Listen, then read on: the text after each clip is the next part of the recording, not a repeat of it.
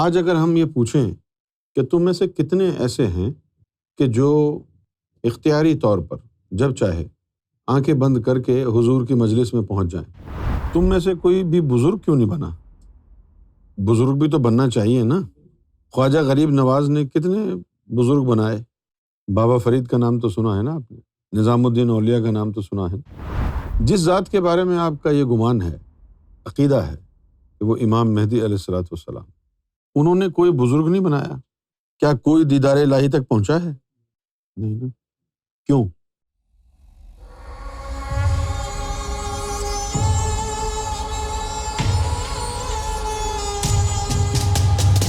مرشد کی عظمت اور اس کی تکریم، تعظیم، یہ تو عام ہے۔ جو بھی مرشد بن کے بیٹھا ہے وہ یہی پاٹ پڑھاتا ہے کہ یہ اتنی تعظیم کرو، یہ کرو، وہ کرو۔ یہ تو عام ہے، کیونکہ اس میں فائدہ ہے مرشدوں کو، اس میں فائدہ ہے ان کو، گرو کو، پیر کو، مرشد کو، کہ زیادہ سے زیادہ لوگ تعظیم کریں گے، پیسہ دیں گے۔ کوئی غلط کام کریں گے تو کہہ دیں گے کہ یہ حکمت ہے، تو کوئی سوال کرنے والا نہیں ہوگا ان سے۔ لہٰذا سبھی مرشد کی عظمت، تعظیم اور تکریم کے بارے میں بات کرتے ہیں۔ مرشد کامل کی پہچان کیا ہے، اس کے بارے میں کوئی بات نہیں کرتا۔ آج کے دور میں مولوی، مفتی اور اس کے بعد اب کچھ پڑھے لکھے لوگ، کوئی پروفیسر ٹائپ، جنہوں نے کچھ تصوف کی کتابیں پڑھ لی ہیں، وہ بھی اب پیر بن کے بیٹھ گئے اور مختلف باتیں کر رہے ہیں۔ ان سے لوگ بیعت ہو جاتے ہیں، نہ ان کو پتہ کہ بیعت کیوں کر رہے ہیں، نہ بیعت کرنے والوں کو پتہ کہ وہ بیعت کیوں ہو رہے ہیں۔ بس بزرگان دین کی کتابوں میں لکھا ہوا دکھا دیتے ہیں کہ جس کا پیر ہے اس کو محشر کی پرواہ نہیں۔ جیسے سلطان باہو نے کہا، اسا مرشد پھڑیا کامل باہو، اپے لاسی سارا ہو۔ اس کو مختلف ضمن میں استعمال کرتے کہ اب پیر پکڑ لیا ہے، اب کچھ کرنے کی ضرورت نہیں ہے، پیر جو ہے وہ پار لگا دے گا۔ اور مصیبت یہ ہے کہ اس جملے میں سچائی بھی ہے، پیر لگا دیتا ہے پار۔ کب؟ جب وہ پیر ہو۔ یہاں سے مانچسٹر 212 مائلز ہے، اگر آپ کوچ میں جائیں تو 8 گھنٹے لگ جاتے ہیں، اور اگر آپ کار میں جائیں میرا خیال ہے 3 گھنٹے میں پہنچ جائیں گے۔ لیکن اگر کار ہوگی تب نا۔ اسی طریقے سے جو بڑی بڑی باتیں مرشد کامل کے لیے بزرگان دین نے اپنی کتابوں میں کہی ہیں، ان کو یہ سارے پیران حضرات جو ہے کیش کرتے ہیں، اور مریدین جو ہیں ان کا تکیہ پیر کے اوپر ہوتا ہے، کچھ کرنے کی ضرورت نہیں ہے، پیر صاحب بخشوا لیں گے۔ لہٰذا خدا کے بھی مجرم اور اپنی عمر بھی ضائع کرتے رہے۔ ہمارے پاس بہت سے لوگوں کے سوالات آتے ہیں مرشد کے بارے میں کہ بھئی میں مرشد سے کیا مانگوں؟ اگر مرشد نے بتایا ہی نہیں کہ وہ کہاں تک لے جا سکتا ہے، کیسا مرشد ہے وہ؟ اور آپ کو پتہ ہی نہیں کہ مرشد جو پکڑتے ہیں تو کیوں پکڑتے ہیں مرشد، تو پھر آپ تو دھوکہ ہی کھائیں گے۔ مرشد کا کام ہوتا ہے اللہ سے جوڑنا۔ ذکر قلب پہلا سبق ہے۔ جن کے پاس ذکر قلب نہیں ہے ان کے لیے ذکر قلب بہت بڑی نعمت ہے، اور جن کے پاس ذکر قلب ہے ان کو پھر آگے بھی سوچنا ہے کہ صرف ذکر قلب پر ہی اکتفا اگر کر لیا تو باقی منازل رہ جائیں گی۔ اب ہم سرکار کی پہلے مثال دیتے ہیں۔ جتنے بھی ہمارے سرکار سے وابستہ لوگ ہیں، کہیں بھی ہوں، اس وقت وہ MFI کا حصہ ہوں یا کسی بھی جماعت کا حصہ نہ ہوں، لیکن اگر سرکار کو ماننے والے ہیں، ان سے مخاطب ہوں، سب سے ظاہری طور پر سرکار کی زبانی آپ نے ذکر قلب کی تعریف سنی، زیادہ سے زیادہ لطائف کی سن لی، تو کیا آپ سمجھتے ہیں صرف یہی تعلیم ہے؟ کتنے پرانے لوگ ہیں، کتنے لوگ ایسے ہیں ان میں کہ جو یہ کہیں کہ ہاں جی میرے جسے سارے نکل گئے ہیں اور میں جب چاہوں آنکھ بند کر کے بیت المعمور میں نماز پڑھ سکتا ہوں۔ اس کی وجہ کیا ہے کہ جو ہمارے لوگ سرکار سے ذکر حاصل کرتے گئے، بس ذکر ہی انہوں نے کیا اور باتوں میں لگے رہے، سرکار کی ذات کی طرف، روحانیت کی طرف توجہ نہیں۔ جن کو کشف پر بٹھایا وہ کشف جانتے ہیں، بس آگے کچھ جانتے ہی نہیں۔ کشف کا عطا ہونا اور ہے اور کشف کی ڈیوٹی پر لگانا اور ہے۔ مرشد کامل 12 سال میں کم سے کم دربار رسالت تک پہنچاتا ہے۔ آج اگر ہم یہ پوچھیں اپنے تمام لوگوں سے کہ تم میں سے کتنے ایسے ہیں کہ جو اختیاری طور پر جب چاہے آنکھیں بند کر کے حضور کی مجلس میں پہنچ جائیں، باتیں تو بڑی بڑی کرتے ہیں۔ جس ماحول میں ہم نے پاکستان میں وقت گزارا ہے وہ ماحول ایسا تھا کہ کراچی کے مختلف علاقوں میں خصوصی محافل ہوتی اور کشف کے ذریعے دیکھتے کہ فلاں بزرگ آئے ہیں، فلاں بزرگ آئے ہیں، فلاں بزرگ آئے ہیں، اور آج تک یہی ان کی روایت قائم ہے۔ آج تک، آج سے 20 سال پہلے بھی یہی محفل تھی، یہی کشف میں بزرگوں کو دیکھ رہے تھے۔ تم میں سے کوئی بھی بزرگ کیوں نہیں بنا؟ بزرگ بھی تو بننا چاہیے نا۔ خواجہ غریب نواز نے کتنے بزرگ بنائے، معلوم ہے نا آپ کو؟ بابا فرید کا نام تو سنا ہے نا آپ نے، نظام الدین اولیاء کا نام تو سنا ہے۔ یہ سارے اسی لڑی سے آ رہے ہیں۔ جس ذات کے بارے میں آپ کا یہ گمان ہے، عقیدہ ہے، ایمان ہے کہ وہ امام مہدی علیہ الصلوۃ والسلام، انہوں نے کوئی بزرگ نہیں بنایا۔ یہ مسئلہ ہے انسانوں کی بے حسی کا۔ یہ ایک بے حسی ایک بہت بڑی لعنت ہے، اور بدقسمتی سے اس لعنت میں ہمارے لوگ 99% لوگ انوالو ہیں۔ کیوں کہا بدقسمتی؟ کہ سرکار کے دور میں پیدا ہوئے، سرکار سے ملاقات کی، سرکار کو اپنا مرشد مانا، اور نہ سرکار سے واقف کار ہوئے نہ روحانیت سے واقف کار ہوئے، بس ذکر قلب کا تمغہ لگا کے اچھل رہے ہیں۔ ابھی جو ہمارے سینئر ساتھی ہیں، آپ لوگوں کو سرکار سے نسبت جڑے، کسی کو 30 سال، کسی کو 40 سال ہو گئے۔ بابا فرید کو تو 36 سال میں ولایت مل گئی تھی۔ کیا وجہ ہے؟ آپ آگے کیوں نہیں بڑھے؟ کیونکہ آپ نے کبھی توجہ سے سرکار کی گفتگو سنی نہیں۔ کیا کہا سرکار نے؟ ہم تمہیں نہ اللہ کے لیے تیار کر رہے ہیں، نہ جنت کے لیے تیار کر رہے ہیں، ہم تم کو امام مہدی کے لیے تیار کر رہے ہیں۔ اچھا، اب یہ جملہ تو سمجھ میں آیا نہیں، کچھ کی سمجھ میں نہیں آیا، اور زیادہ تر نے اس جملے کو جھٹلا دیا۔ پوچھو کیوں جھٹلایا؟ کیونکہ میں نے کہا تھا لوگوں سے، سرکار کی یہ اطلاع میرے ذریعے لوگوں تک پہنچی۔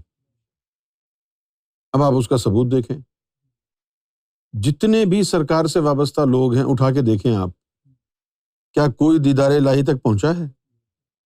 نہیں نا۔ کیوں؟ اس لیے کہ سرکار آپ کو وہاں کے لیے تیاری نہیں کر۔ یہ بات آپ کی سمجھ میں نہیں آئی اور آپ کو الٹے وسوسے آئے، ہم تو وہیں کھڑے ہیں، کہیں پہنچے ہی نہیں، کچھ ملا ہی نہیں۔ تو تیاری نہیں کر رہے آپ کو وہاں کے لیے، نہ جنت کے لیے تیار کر رہے، امام مہدی کے لیے تیار کر رہے ہیں۔ تو مطلب کیا ہو گیا اس کا؟ کہ تم کو فنا فی الگوہر بننا تھا، یہ تھی منزل تمہاری۔ اب فنا فی الگوہر بننے کا شوق تو سب کے دل میں ہے، لیکن جو طریقہ جا رہا ہے فنا فی الگوہر بننے کا، اس طرف نہیں آتے۔ جب ادھر نہیں آ رہے تو کہیں بھی نہیں پہنچیں گے۔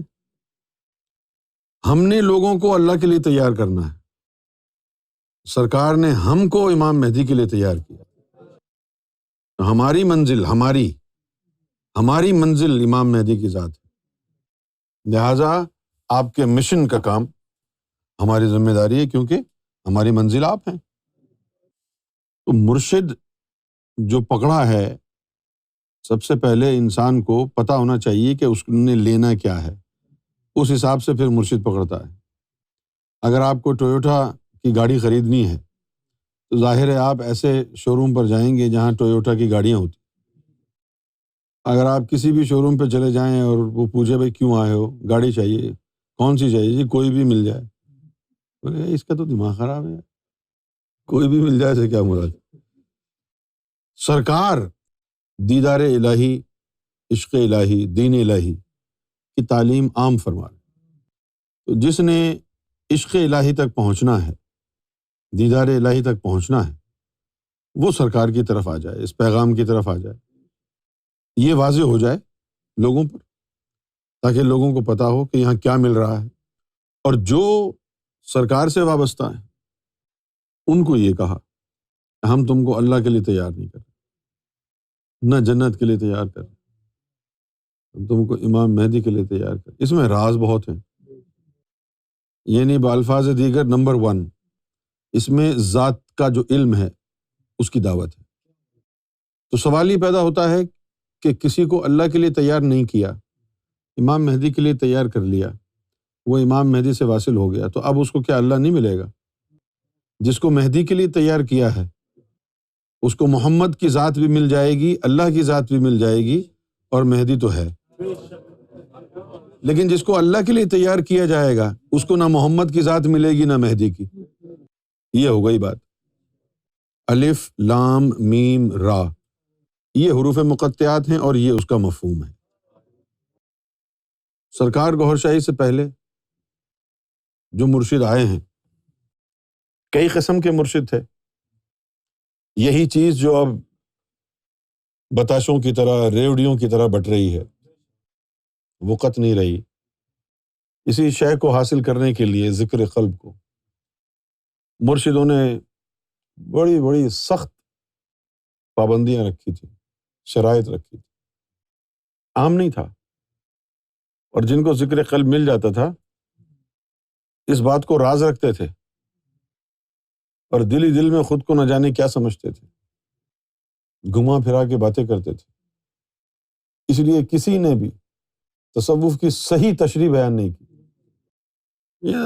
گھما پھرا کے گفتگو کی، لفظوں سے کھیلے.